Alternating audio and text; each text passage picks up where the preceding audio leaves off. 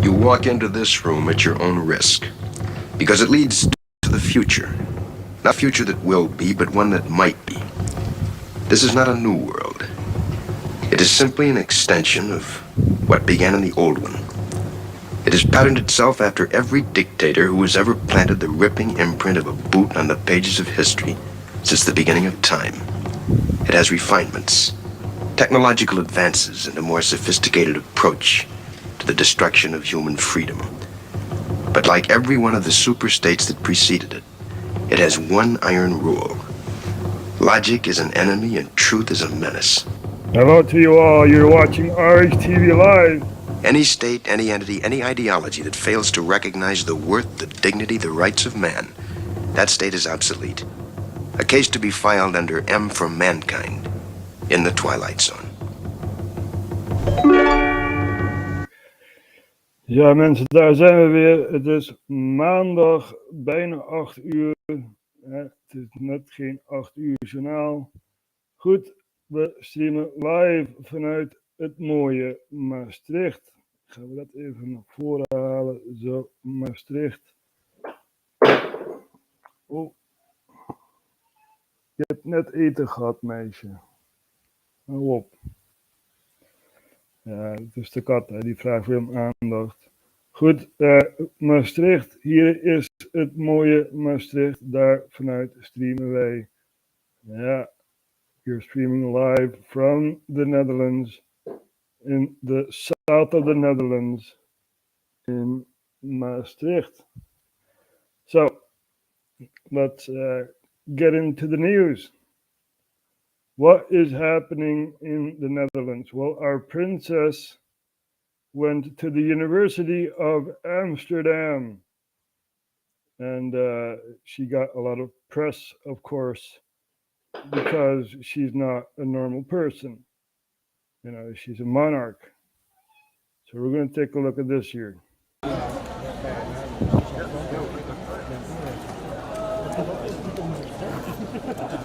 Ja, zie je het. Ja. Oh ja, met die lange witte jas. Een bergje jas, toch? Ja.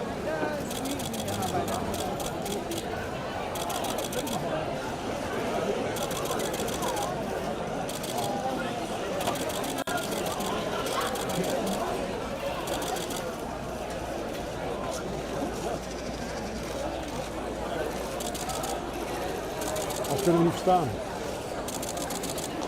Maria? Maria? Maria hier, jullie? Nee, kan het niet. Maria?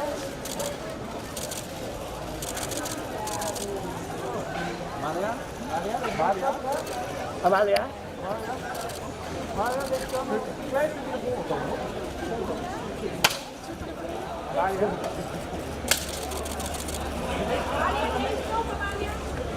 Maria? Amalia? Amalia? Wordt u nog mis van het koor? Is nog niks? Kijk u niks meer. Amalia? Amalia? Maria nog één keer opnieuw? Maria? Maria? Goed over de radio.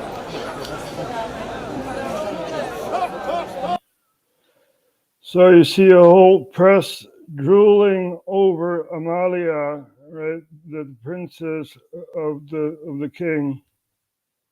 And, you know, she's royalty. 7 students needed to move out of their house because Amalia wanted to live there. Yeah. and she wanted to go to the University of Amsterdam, and she has the privilege to do so. You see, this is white privilege, if you're talking about that. This is very, very sad to see.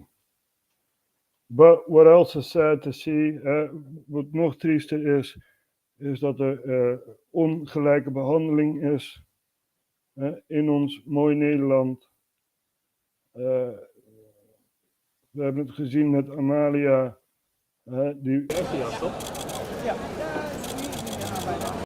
die loopt gewoon met lijfwachten om er heen. Hier heb je er één en hier heb je er één. Die gaan op een gegeven moment staan. Kijk. Nu even niet in beeld. Maar daar heb je hem. Ja, de lijfwacht. Amalia gaat even naar de universiteit hoor. En daar heb je een andere lijfwacht. En dit betaalt de Nederlander. Ja. So she has bodyguards when she's going to the university of her own choice. And we see one standing here. We see one standing here. This is not a normal person. And she has a lot of privilege, you know. So 7 people needed to move out of their house because she wanted to live there, you know. Very sad to see. But what else is sad to see in the Netherlands? There was a very big demonstration in Amsterdam, as we showed yesterday. And during this demonstration, you had cops who were aggressive again. And we'll show you guys some video clips and show you guys the difference between the handling of a monarch and, you know, some person on the street. So we're going to look at this here. And this guy here is explaining that the Dutch government is giving money to Nazis in Ukraine. And he also makes this Nazi salute. And he gets arrested by the Romeos, the undercover cops, right? Maar onze fucking overheid, dus jullie baas, betaalt geld aan Oekraïne van ons geld, onze wapens. Ons geld gaat naar Oekraïne, naar een land die niet eens bij de EU hoort. Ja, die hoort niet eens bij de EU. Ons geld gaat erheen. Wij leven fucking in armoede hier. En dan wordt er gezegd dat er gewoon tegengestand. Deze lijst in haar gewoon nazi steunen in Oekraïne. Alsof we zijn nazi's.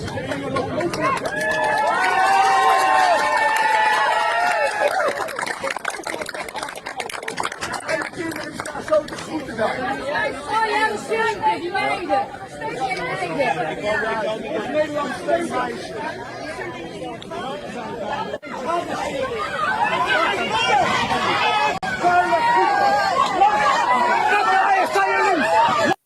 So the same guy who made the Nazi salute, explaining that we give money to Ukraine, to Nazis in Ukraine, which is fact.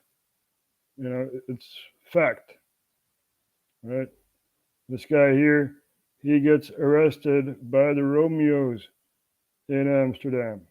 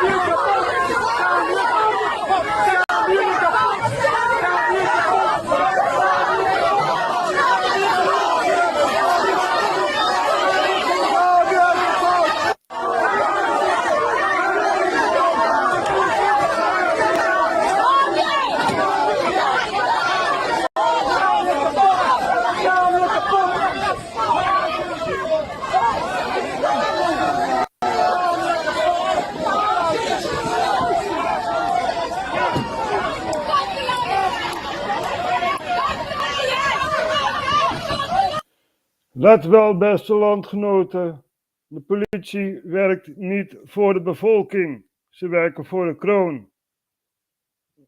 The cops do not work for the population, they work for the crown. Okay? Did you guys see the difference in handling a person? Right? We have Princess Amalia going to the University of Amsterdam with bodyguards around her and stuff like that. Oh, royalty. But, you know, someone who actually stands up and says something about the expenses our government gives to Ukraine, he gets arrested. You know, probably for the salute that he made as a gesture, you know, explaining what's happening. People need to be ashamed of this. A very, very sad thing to see. And we will see someday that the people will fight back. You know, the people will fight back and free the guy who is detained. That will happen someday. Mark my words. So this is what's happening. This is because of a demonstration in Amsterdam yesterday. As we shown, a lot of people were there in Amsterdam. We showed you guys Amsterdam demonstratie.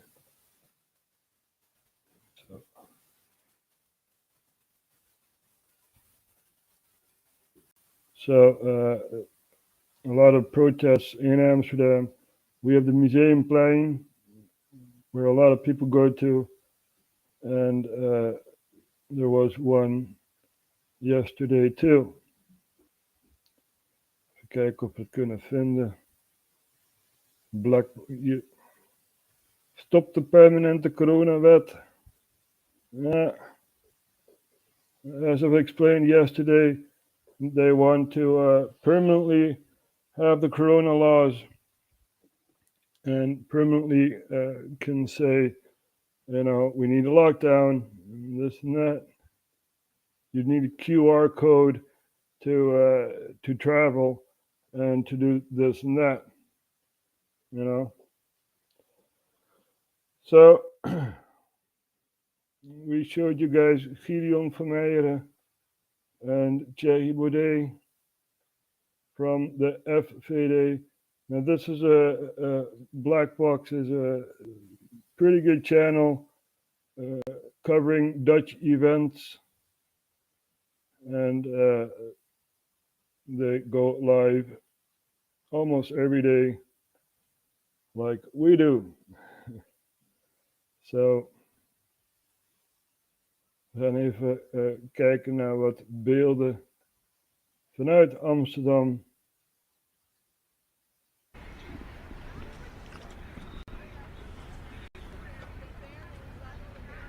These are images from Amsterdam.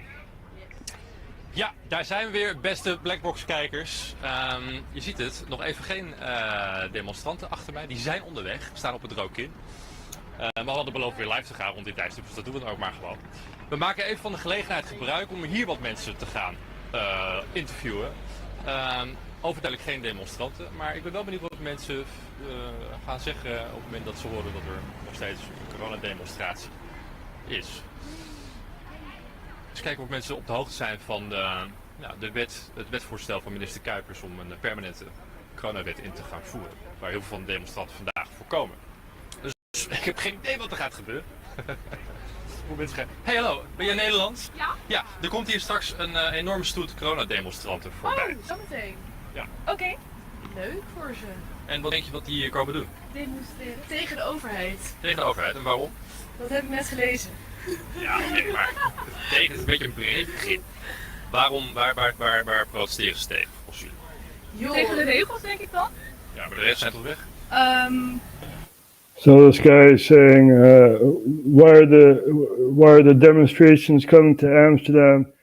And these two girls do not really know what to answer on this. And yeah, he says, but the corona rules are gone, right? You know, nope, they're still on the table. They've been in the deep freeze, you know, and now we're getting free again. A lot of demonstrations in the Netherlands. Things are happening here. We've had the farmers' demonstrations and stuff like that. And now they want to curtail it by putting in the new corona law and putting it permanently without consent of the population. In Nederland wel, zo goed als. Maar misschien dat het nog Oh, de regels opnieuw voor corona begint. bedoel je? Ja. Oh, dus het is een demonstratie tegen corona. Nee, Nou. niet iedereen is tegen corona, toch? Ja, zijn jullie ook tegen corona? Tegen corona wel, ja. Ja, oké, dat goed. Hey, wat ik wil weten van jullie, weten jullie dat er een wetsvoorstel op tafel ligt van minister Kuipers om tot een permanente coronawetgeving over Ja, te dat gaan? wist ik. Oké, dat wist je. Ja. Wat vind je daarvan? God, ik weet het eigenlijk niet zo goed, want ik leef gewoon mijn leven. Het maakt me... So he asks her, do you know about the permanent corona law? And she's like, I do know about it, but I don't really care. I live my own life and stuff like that. So the people in the Netherlands are pretty divided. It's because we do not look at what's happening within politics, within the power of government. Right? It's totalitarian. We have a totalitarian government. But people do not realize this. me eigenlijk allemaal niet zo uit. Als ik maar gewoon mijn ding kan doen. Maar ja, ik weet het niet. Ik kan er niet zo goed tegen als er zoveel agressie is. Ja. Tegen Nou, dingen. Ja, oké. Agressie is dit Ja, niet, toch? echt agressie, ja, misschien kan altijd goed. Maar ik weet niet. Ik lees me er niet zo heel erg voor in, omdat het me niet heel erg boeit. Ja. Nee, maar agressie is het niet. Het zijn een Nee, grote maar- groep Ja, protestanten die hier een boodschap komen uitdragen. Wat vind je ervan? Heb je daar sympathie voor? ja, zeker. Als ze er tegen zijn, mogen ze dat lekker doen. Dat... She does have sympathy for the demonstrators. Very interesting to see Black Box. Right? There are no subtitles as far as I know, only in Dutch. So, yeah, you do have to know some Dutch to watch this. So, interesting stuff. And we're also going to give some geopolitics for the people in the Netherlands. Ja, want daar zijn we natuurlijk ook voor. We geven ook geopolitiek aan de Nederlanders. Want wij weten al wat er in Nederland gebeurt. Hè? Ja, alleen doen we daar iets tegen? Doen we daar iets tegen? Wij als Nederland hebben twee machten. Ja? Den Haag, waar je dus de politieke macht hebt. En je hebt Amsterdam, waar je dus de financiële macht hebt. Ja? De twee machten behoren gescheiden te zijn. Maar dat is dus helaas niet zo. Het is allemaal met elkaar verbonden. Allemaal met elkaar verweven. Hè? Dus ja, dan wordt het heel moeilijk om er iets tegen te kunnen doen. Maar we gaan er wel voor. We laten zien dat we wakker zijn. Hè? Grote mensenmenigte in Amsterdam tegen de permanente coronawet. En eens zullen Nederlanders bij elkaar komen. Vraag niet wanneer. Maar eens zullen Nederlanders bij elkaar komen van de noordelijkste punt Groningen, misschien wel de Waddeneilanden, ook wel. Tot aan de meest zuidelijke punt, Vaals, van Enschede tot aan Den Haag. Nederland zal bij elkaar komen. En we zullen elkaar treffen in Den Haag. Daar zijn ze heel, heel, heel erg bang voor. Ja, dat willen ze niet. Ten tijde van de gele hesjes. Toen we dus eigenlijk overal door Nederland gingen crossen om demonstraties te houden, werd er gezegd tijdens een demonstratie in Nijmegen, werd er dus gezegd dat ze er alles aan doen om de demonstratie klein te houden. Ja, klein te houden. De grote mensenmassa willen ze niet. Ze doen er alles aan om het klein te houden. En het is een cultuuroorlog waar we in zitten. Heel veel mensen zijn er wel van bewust dat er een cultuuroorlog gaande is in Nederland. Maar dat doen ze om af te leiden. Ja. Doen ze om af te leiden. En om groeperingen te maken die tegen elkaar strijden. Zodat zij wegkomen met de wandaden die zij doen. Ja. Maar als we nou hand in hand bij elkaar komen en zeggen van nou is genoeg geweest met jullie vieze spelletje, dan hebben wij invloed en kunnen we wat eraan doen. Ja, maar tot nu toe zijn we alsnog een verdeeld land. Sommige mensen zijn niet meer wakker te krijgen. Helaas niet. Die hebben te veel geïnvesteerd in de leugen. Ja. Dus het is een spirituele strijd. En ja, wij zullen gaan winnen. Wij zullen gaan winnen. De politieke atheïsten. Mensen die dus geen partij kiezen. Ja. Misschien wel een partij moreel ondersteunen. Ja, zoals de FVD. Gideon Vermeijeren, dat vind ik toch een goede politicus. Een van de weinigen. Dus moreel ondersteunen, maar mijn stem krijgen ze niet. Nee, dat krijgen ze niet. En waarom niet? Ze hebben trouw gezworen aan de koning, aan de almachtige koning. Ja. Dus daarom krijgen ze niet mijn stem. So, for the English people, right? We are political atheists. We do not support any party, but we do give moral support to parties that are on the right track, such as Donald Trump with his MAGA party. We give moral support to that. And we give moral support to the FVD. Gideon Vermeijeren is one of the honest politicians that the Netherlands has. So, and talking about politicians, right?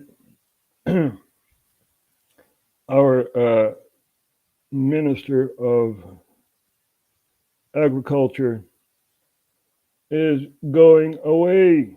Yeah, he is the first one to go away from Cabinet Rutte 4. And also interesting because he basically pooped his pants when the farmers were on strike. So, and he's like, I'm out of here. Bye-bye. Yep, I'll never see you guys again. Yep. Oops, poop my pants. Yep, that's how it goes. Zo gaat het, mensen. Landbouwminister Henk Staghouwer, CU, stapt op. De eerste die valt van het kabinet Rutte 4. We wisten gewoon dat het niet lang zou uithouden. En deze heeft in zijn broek gepoept. En ja, die stapt op.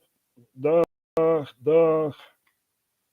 Hij zit natuurlijk in de carousel. Die heeft zo weer een andere baan als CEO van een of ander bedrijf. Unilever of weet ik veel waar Rutte contact mee heeft. Misschien komt hij bij de NATO te zitten. Ja. Ik weet niet wat zijn perspectief is naar Rusland toe. Maar ja. Deze kale knakworst stapt ook op. Hij lijkt een beetje op Fred Grapperhaus. Vind je niet? Nou ja, het zal wel aan mij liggen. Goed, we gaan ook even kijken naar wat er rondom de wereld gebeurt.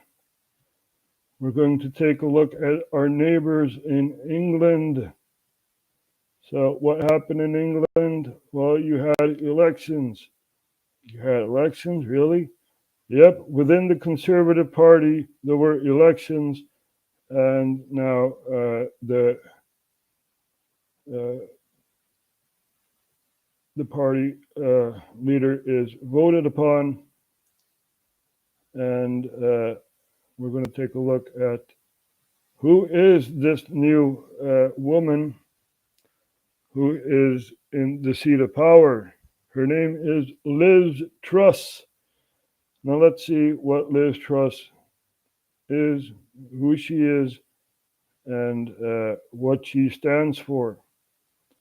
As far as I know, she's been in multiple political parties within the UK, from left to right, and she doesn't really have a moral compass to rely upon. Now she's in the Conservative Party, and she's leader, and Boris needs to go. This also has geopolitical consequences because England, right? England is investing itself in the Ukraine war, right? That's still going on. So we'll see what her influences within the English politics and the geopolitics.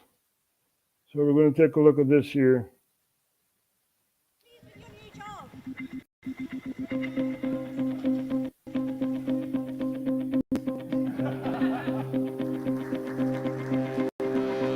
I can lead, I can make tough decisions, and I can get things done. I am ready to be Prime Minister from day one.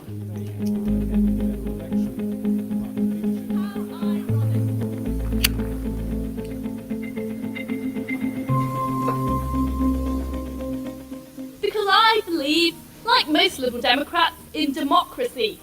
Democracy with a capital D.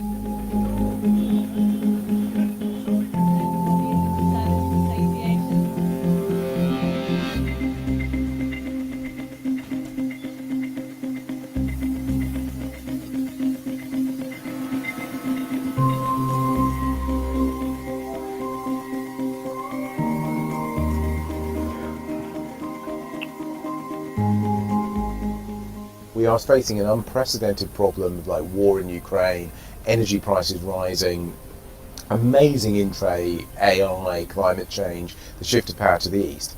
Is she actually convincing people that she is the person to deal with all of those massive issues? And I think that the jury is very much out on that at the moment.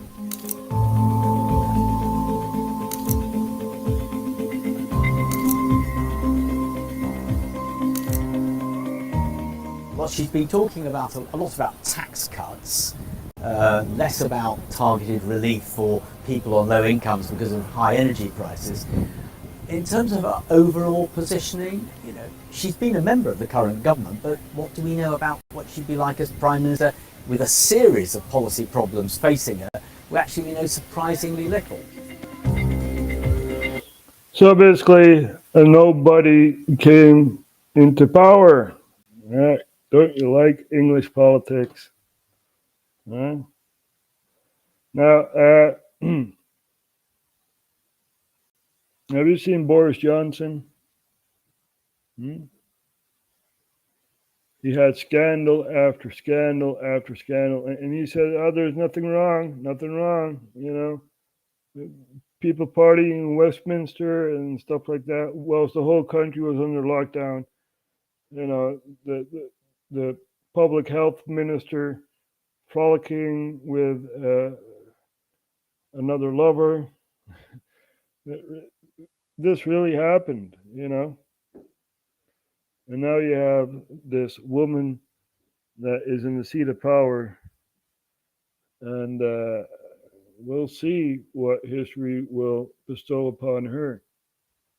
You know, will she be Margaret Thatcher? Will she have an iron grip over England, even though she wanted to stay within the European Union? And then when the Brexit came, she said, "I'm a staunch Brexit supporter."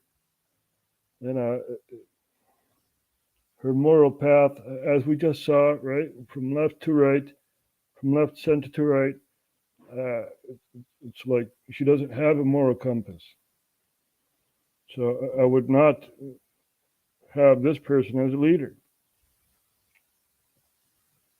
It's the same as the Greek philosophers once said. Socrates, right? Socrates hates democracy. There you go. Why Socrates hated democracy, right? Very interesting thing to watch. We're going to take a few minutes to watch this here.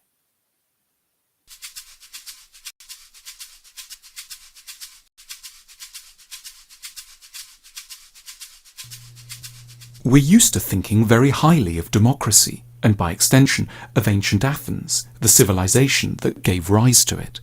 The Parthenon has become almost a byword for democratic values, which is why so many leaders of democracies like to be photographed there. It's therefore very striking to discover that one of ancient Greece's greatest achievements, philosophy, was highly suspicious of its other achievement, democracy. The founding father of Greek philosophy, Socrates, is portrayed in the dialogues of Plato as hugely pessimistic about the whole business of democracy. In Book 6 of the Republic, Plato describes Socrates falling into conversation with a character called Adimantus and trying to get him to see the flaws of democracy by comparing a society to a ship. If you were heading out on a journey by sea, asks Socrates, who would you ideally want deciding who was in charge of the vessel? Just anyone, or people educated in the rules and demands of seafaring? Well, who would you want to be captain of the ship? Just anyone who says, "Hey, I can be a captain"? Or do you want someone who knows the seas? Very interesting. We're not going to show you all the video, you know, but it's very interesting, right? So the aspect of this whole live stream is freedom. We want freedom. We don't want to be ruled, you know, not by people that we so-called vote upon, right? We want freedom, individual freedom. That's what we want. And our forefather, Thorbecke, he said, we do not need political parties, but we need individual ideologies, right, competing each other and stuff like that.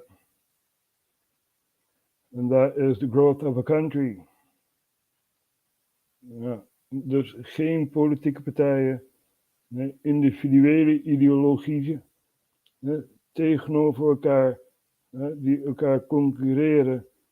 En zo kom je vooruit als een maatschappij, als een samenleving. Ja, maatschappij is weer wat anders, dat is een steriel woord. Ja, samenleving, we leven samen. We leven samen in dit mooie land. Ja. We leven samen in het mooie Nederland. Die gevochten heeft 80 jaar lang tegen de Spanjaarden. Omwille van zijn eigen vrijheid. En dan heb je een van de regering, een pannenkoek, die Rutte heet.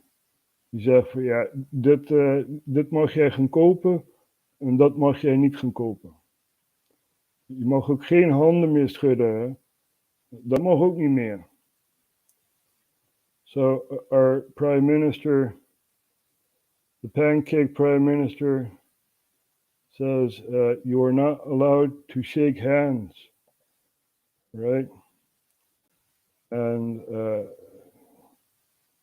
he's holding a press conference 2 years ago. He was holding a press conference with the Dutch Dr. Fauci, or an underling of the Dutch Dr. Fauci, which is this old geezer here. And yeah, well, we're going to see our prime minister say, you know, you're not allowed to shake hands anymore from now on. Oh, sorry, dat mag niet meer. Sorry. Nee. Vanaf dit moment stoppen we met handen schudden. Dus u kunt voet zoenen, u kunt elleboog stoten, wat u ook wilt. Ik zie op scholen allerlei prachtige varianten op het handen schudden al ontstaan. Maar wij stoppen vanaf vandaag met handen schudden. Oh, sorry, dat mag niet meer. Sorry. Nee. Over. Ik wil er nog wel. Zo, ja.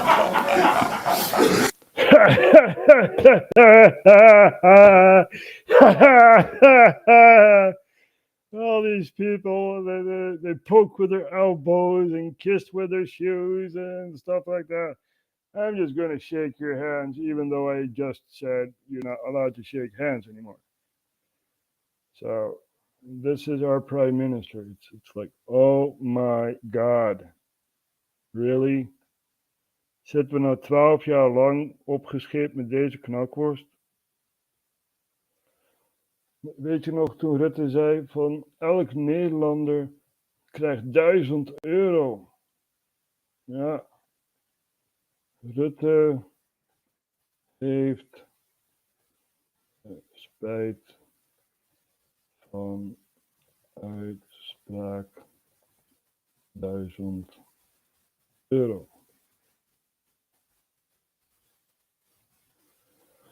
Rutte heeft spijt van woorden. Ja. €1000 voor elk werkende Nederlander. We gaan even kijken naar Insider Nederland. So, as I was trying to explain, right, Socrates was in Plato's book, The Republic, and he basically said, do you want people who know how to the seas, or do you want someone unknown, right? And Rutte was basically a big unknown. We didn't know anything about Rutte. We wisten helemaal niks van Rutte. Dat waren mooie woorden. Stem op mij en je krijgt €1000, hè. Stem op mij, hè. Ja, dan krijg je €1000. Nou, premier Mark Rutte biedt zijn excuses aan voor de verkiezingsbelofte die hij deze kabinetsperiode niet heeft kunnen waarmaken. €1000 voor werkend Nederland, niet morrelen aan de hypotheekrenteaftrek en geen geld meer naar de Grieken. laat ik er volstrekt helder over zijn. Ik zeg daar sorry voor. Oh, I'm sorry. I'm sorry. I'm sorry that I did not give you mortgage payoffs. And, I'm sorry that I lied about Greece. We weren't supposed to give any money to Greece. And, I'm also sorry about the 1,000 euros that I promised. I'm sorry. Oh, I'm sorry. I'm sorry. I'm sorry. So, Princess Amalia had a birthday party during the lockdown, right? And the rules were you're not allowed to have more than X number of people. I believe it was 4 or something like that, right? And Amalia had her birthday on during the lockdown, right? And more than 4 people came,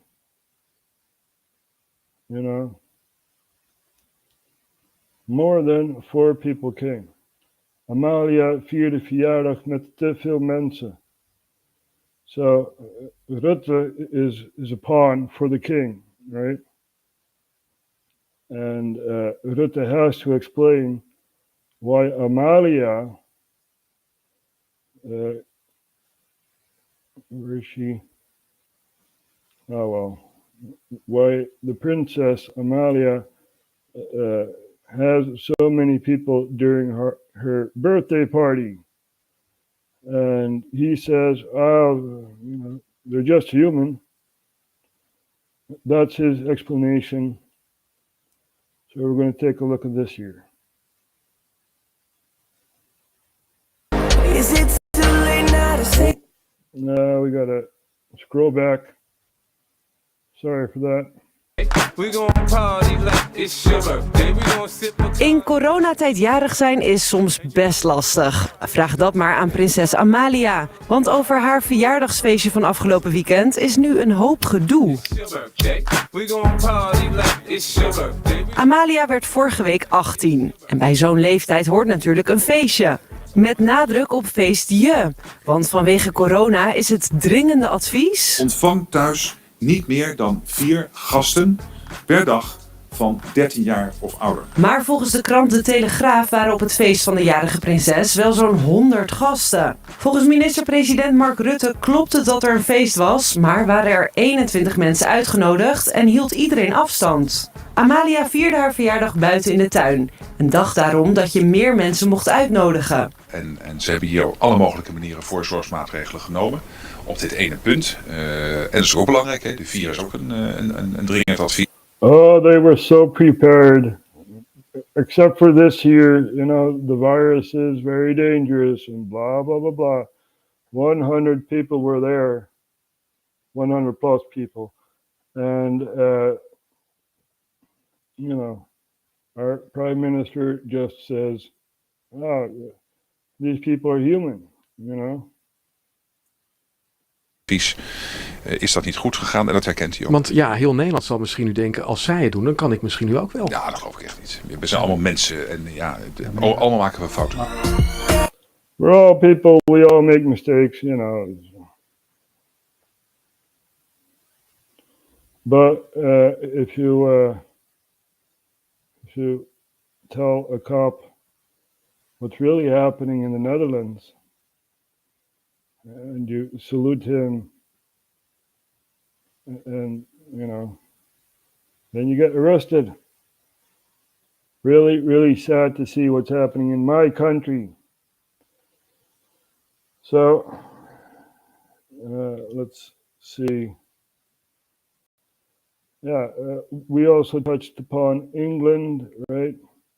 I wonder if she's going to mess up Ukraine like Boris Johnson did, right?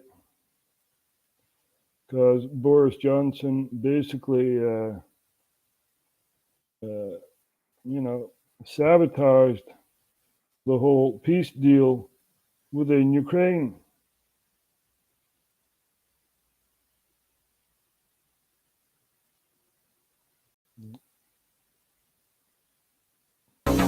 Well, what do you know? Looks like we've been conned yet again. Turns out they had a peace deal between Ukraine and Russia all but finalised back in early April. Then it mysteriously got scuppered. And now we have to face the misery of a cost of living crisis that could drag on for years and years. Foreign Affairs, a pro-Western, pro-Ukraine news outlet, reports, according to multiple former senior US officials, in April 2022, Russian and Ukrainian negotiators appear to have tentatively agreed on the outlines of a negotiated interim settlement. Russia would withdraw to its position on February 23rd when it controlled part of the Donbass region and all of Crimea, and in exchange, Ukraine would promise not to seek NATO membership and instead receive security guarantees from a number of countries. So why did the peace talks break down? Because, according to a report by Ukrainska Pravda, which again is a pro-Western newspaper in Ukraine, Prime Minister Boris Johnson paid a surprise visit to President Zelensky and told him straight up, even if Ukraine is ready to sign some agreements on guarantees with Putin,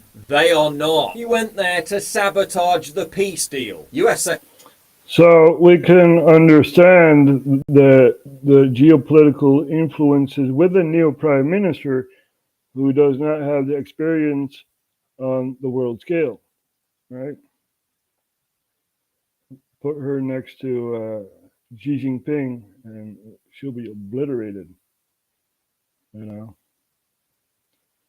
So this is what's happening, people. This is what's happening. They put anyone to fill in the power vacuum. They do not want a Cromwell or someone with balls like Winston Churchill. Winston Churchill speech. There you go. Winston Churchill said, "We will never, never surrender. We shall fight them on the beaches. We will never surrender." Right? He gave inspirational speeches and stuff like that. He actually led the country out of the war and inspired people to fight against the Nazi ideologues within Europe who are still in power, right? You don't want to know. There is somewhere in Germany, there is a small town that idolizes Stalin, right?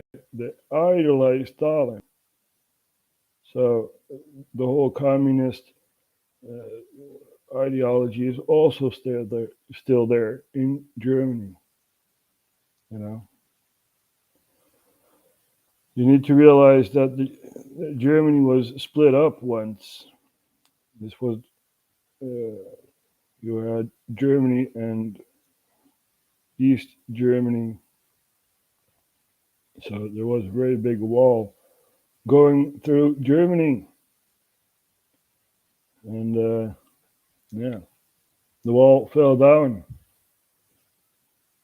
But it was not good for the Germans eventually. Because there was a deal with the Russian powers that NATO would not expand eastward, right? And what do we see? We now see Poland and other countries, Lithuania, Latvia, Estonia, and now also Finland, joining NATO, right?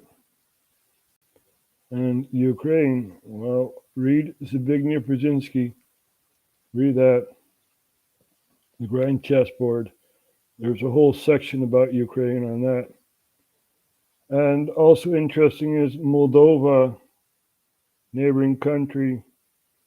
You have a region within Moldova that is also supportive of the old USSR, right?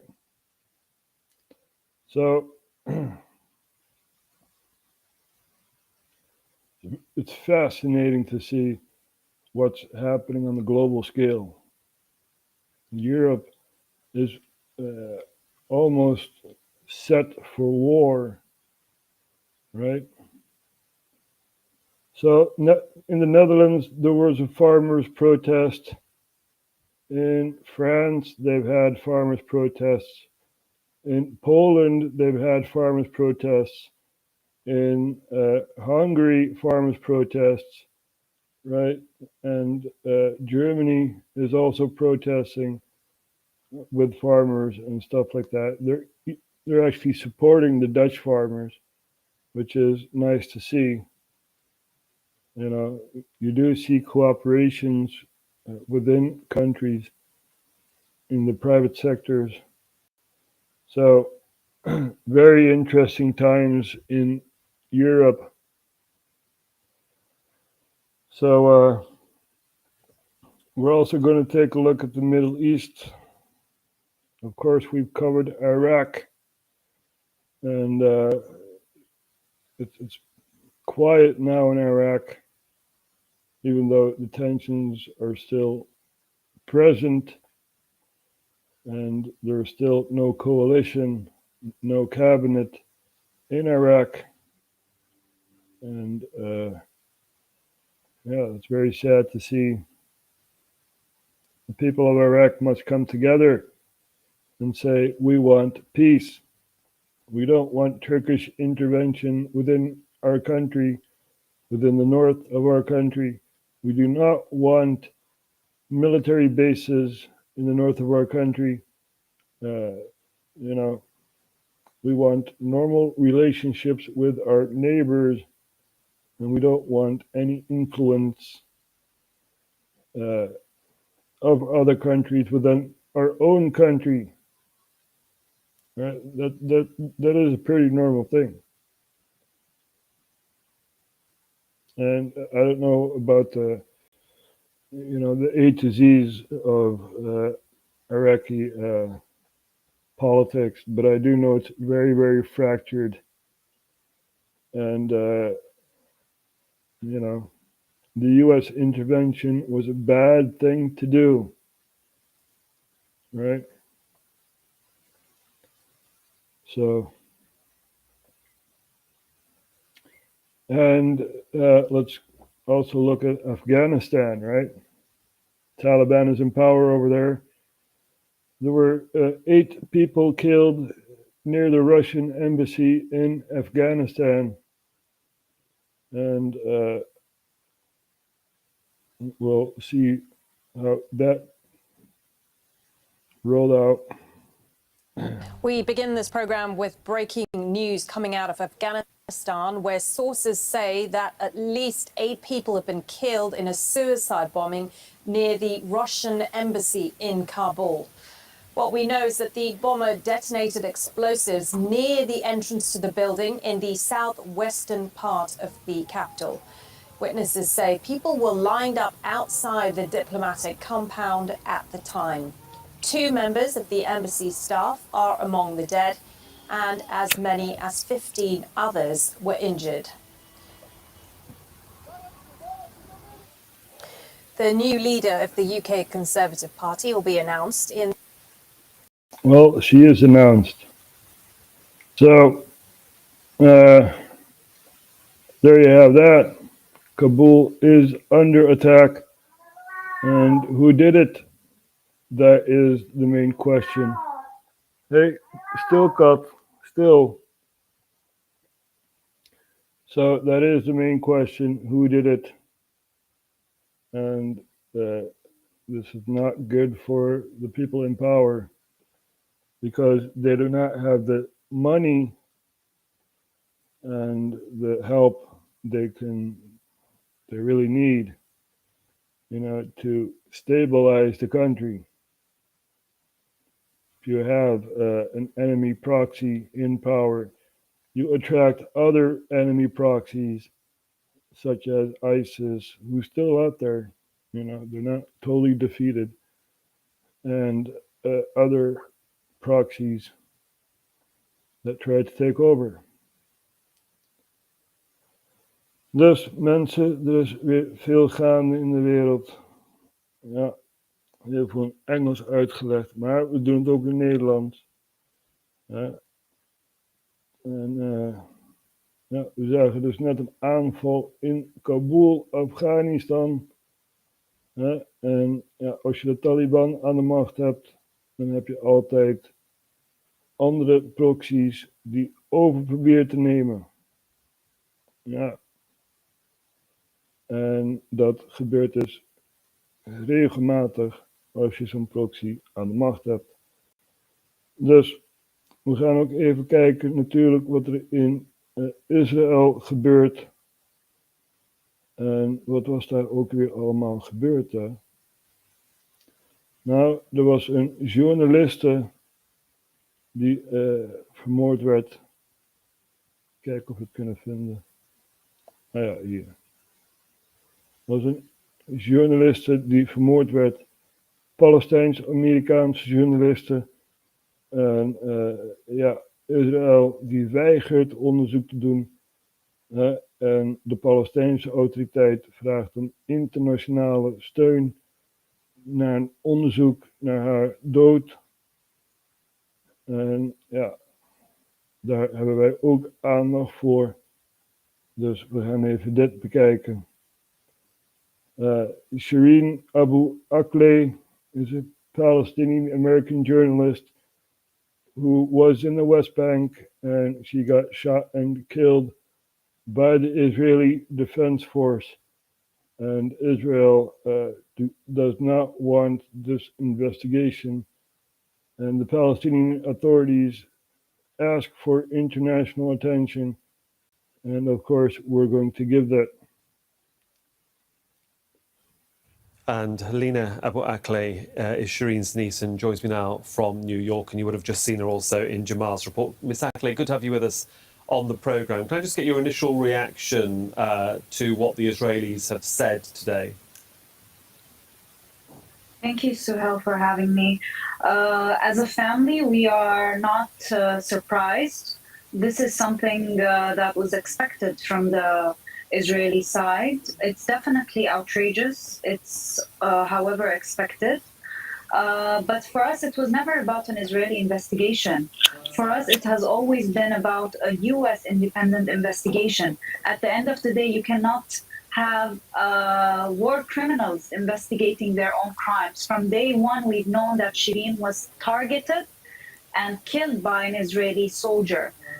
So for us, these are merely nothing but statements obscuring the truth and continuing to spread disinformation. Indeed, your family statement earlier in the day was very specific and very direct, and certainly will get a lot of attention globally. So as you say, as a family, you know what you want.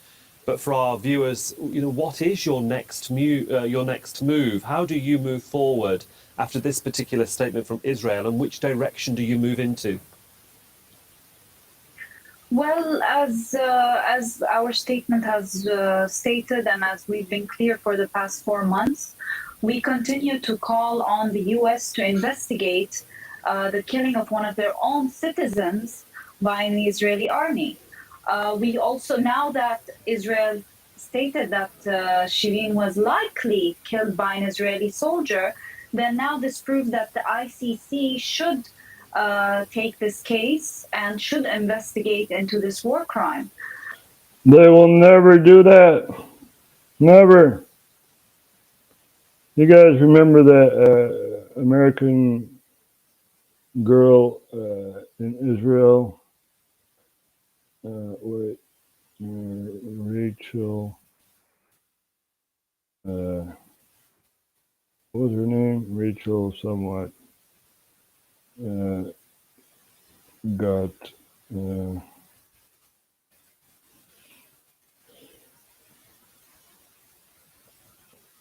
overridden by a tank in Israel.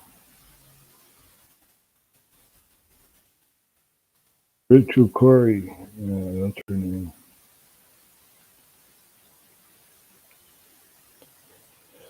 So she was demonstrating in the occupied region, and a tank just rode over her. And nope, no investigation on that. Nope. And you know, she's just a Palestinian terrorist, even though she's not. You know, she was an ideologue, right? Who had an ideology, who saw that the Palestinians were, you know, suppressed, and she tried to help out. Got overridden by a tank. No investigation. Nope. But we will not forget. We will not forget, nor will we forgive.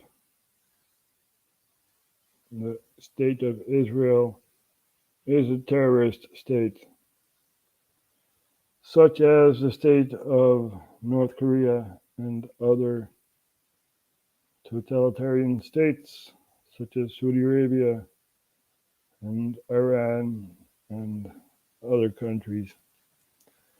So, this is what's happening, people. We're also going to take a look at China, because a lot is happening there. You know, we have the Evergrande scandal.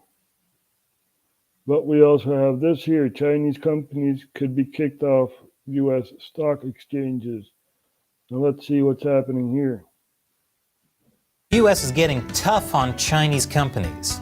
They could be kicked off U.S. stock exchanges if they don't open their books to U.S. regulators.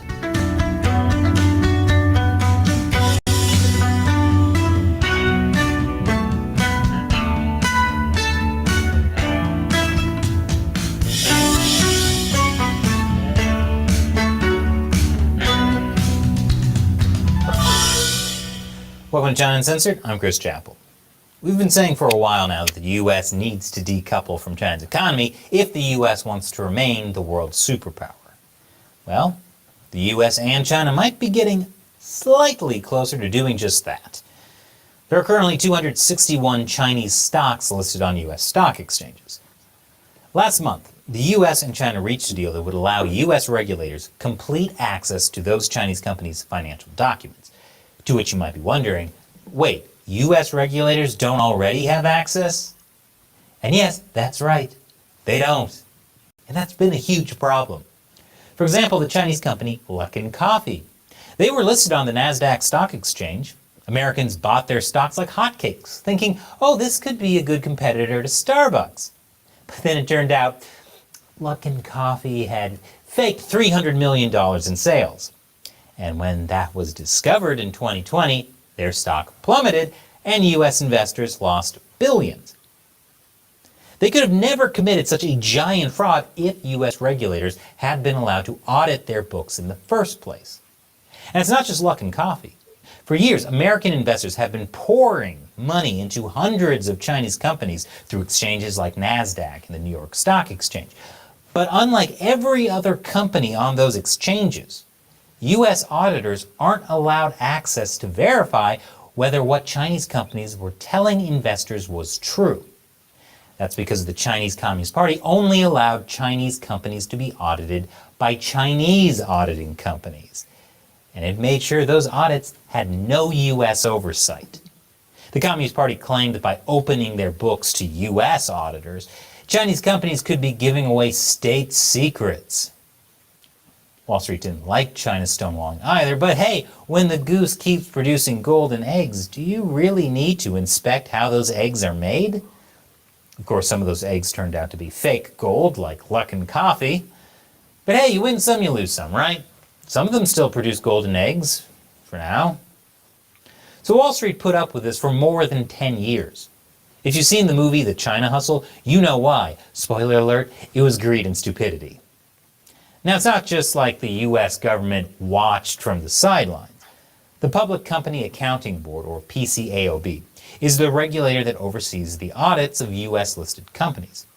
It tried over and over again to get access to China. So did the Securities and Exchange Commission. Hey, wait a minute. Securities and Exchange Commission. Weren't they in World Trade Center 7? Wait. I believe they were, right? Security Exchange Commission, WTC 7. 7 World Trade Center. Let's see.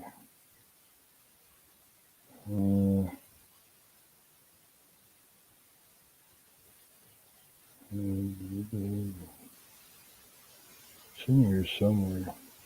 Tenants. Larry Silverstein. Yeah, we know that guy. We're going to pull it.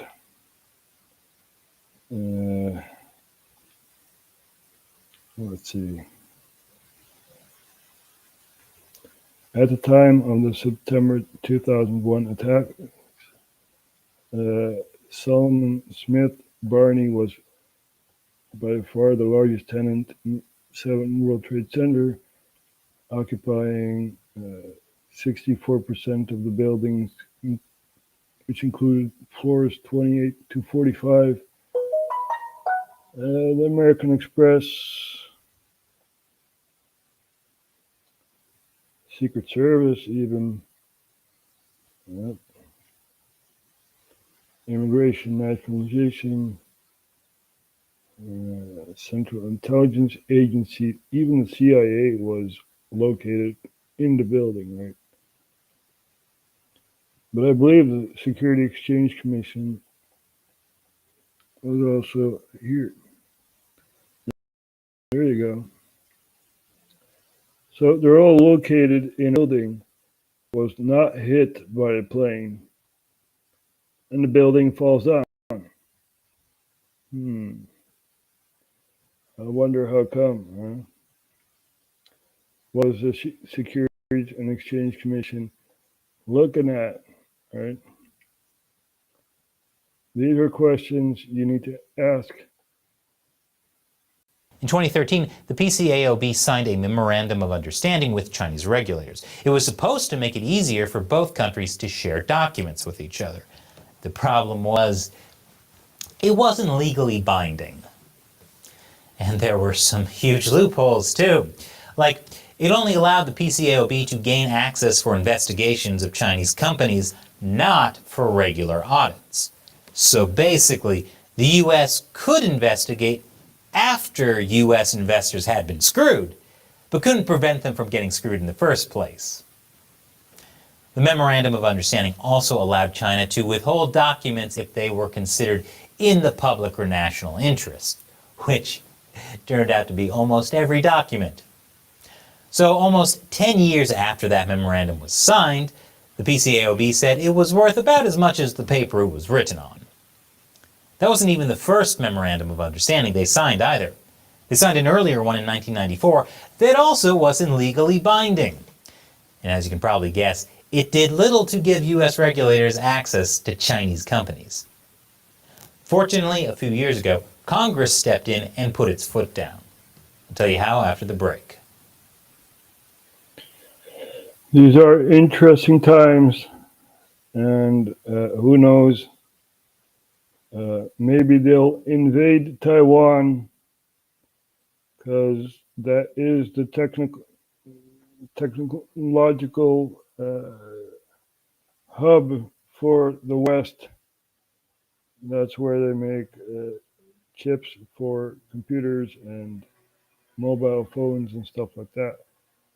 And Nancy Pelosi is also highly invested in Taiwan, right? Her son and all that.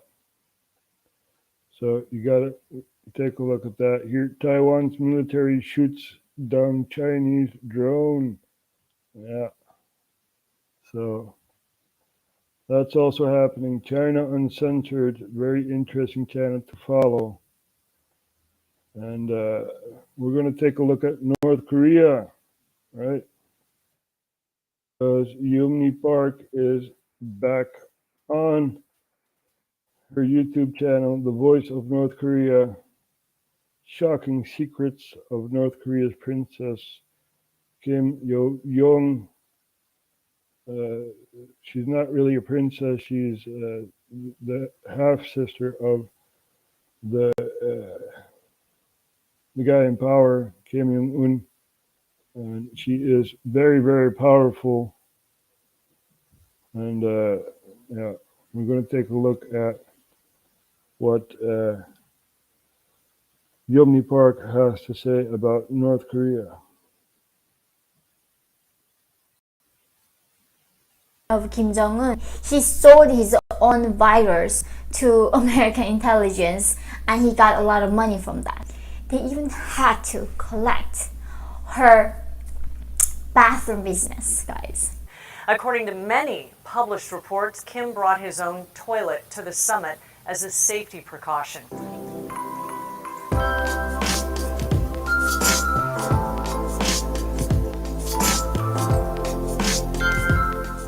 Hi guys, welcome to my channel. My name is Yeonmi Park. I'm a nurse and defector human rights activist. Today guys, I'm going to talk about top secret that you never ever heard about North Korea before. It is about secret of Kim Yo-jong and Kim Jong-un, how far they go to really maintain power. I cannot even it's amazing what they do to maintain their own power. There are many things that North Korean people do to survive, and many undignified things that people do. However, the dictators are not the exception. In order to maintain their power, to become the dictator and the king of this 21st century, Kim Jong-un and Kim Yo-jong are going this far. So let's go back a few years. In 2018, there was Trump and Kim Jong-un met in Singapore and Vietnam, and also Kim Yo-jong, the sister, who had to go visit South Korea to join the Pyeongchang Olympic. During this time, something that world never ever seen before happened. So it's a bit, when it comes to intelligence, it's a very tricky situation. In any chance you get, you're trying to get as much as information you can get. So during Kim Jong-il time and Kim Il-sung time, South Korean intelligence were trying to send people and delegations. Whenever they had the opportunity to dine with the Kims, they were trying to get their DNAs. So how they did that? When Kim Il-sung was dining in with one of the delegation from South Korea, this lady just offered a napkin very kindly. Oh, dear leader, please use this napkin. And as soon as he used it once, she stole the napkin and she brought it to South Korea, and that's how South Korea was able to capture Kim Il-sung's DNA. And same thing happened with Kim Jong-il, and even Kim Jong-nam, the half-brother of Kim Jong-un, he sold his own virus to American intelligence and he got a lot of money from that. And now the new battle between South Korean intelligence and North Korea began was how do South Korea gonna capture the DNA of Kim Jong-un and Kim Yo-jong. And these are your newbies, they knew how the intelligence would work. So when Kim Yo-jong were visiting South Korea, South Korea put her in this Walker Hill hotel in Seoul, and something so unbelievably shameful that Kim Yo-jong had to do. She had to bring her bedding, everything that she drinks, touches, and even a single hair in her room had to be cleaned and taken back to North Korea. But to the extent, not just the bedding or the cup or towel or anything like that, they even had to collect her bathroom business, guys. This is so unbelievable, because of course South Korean intelligence knew that she would use the bathroom, so they made sure how they're going to capture it. However, North Korea knew it, so they brought their devices and I'm sure a lot of plots. So there you have it. Als Kim Jong-un op staatsbezoek gaat, neemt hij zijn eigen toilet mee. En alles moet schoongemaakt worden. Geen DNA mag achtergelaten worden. En zoiets. Zo paranoïde is die gast. Ja. This guy is paranoid, you know, taking his own feces with him and stuff like that. You know, it's amazing. It really is amazing. So this is what power does with you, you know. I call for the unification of the Korean Peninsula, right? No war, but dialogue. And also Taiwan needs to be an independent country. And Hong Kong needs to be an independent state. We want an independent China. We don't want the CCP in power anymore. Right? Nepal, Bhutan, India, and other countries know the dangers of the Chinese dragon. So, anyway, it's been a long broadcast. We haven't really talked about Africa. Yesterday, we tried to touch upon that. And, yeah. I think I've said enough for now. Ja, mensen, we gaan er weer vandoor. We weten wat er allemaal in de wereld gebeurt. De voormalige president van Sri Lanka is weer terug in Sri Lanka in een gefaciliteerde gebouw. Bewaakt en zo. Dus wie weet wat er daar gaat gebeuren. Feitelijk heb je daar zo de minister-president. En je hebt een president. Nou, de president is gevlucht. Die is nou net terug. En de minister-president is nou president. En die heeft dus iemand van zijn kabinet aangewezen als minister-president. En eigenlijk is er niks veranderd in Sri Lanka. Maar wie weet wat daar nog allemaal gaat gebeuren. Het is een kruidvat. Dus we zullen het allemaal wel zien. I thank you all for watching and sharing this live stream. En ja, hopelijk hebben we weer wat bijgeleerd. Dus jullie zijn het licht. Confronteer die mensen die aan de macht zitten. Als je Kaag ziet, ja, gewoon haar confronteren over de Palestijnse groeperingen die geweld plegen. Dat moeten we niet hebben. Een dialoog is veel beter. En ik snap de hele situatie wel. Maar geweld leidt alleen maar tot meer geweld. Dat moeten we niet hebben. So, thank you all for watching. We'll see you guys next time.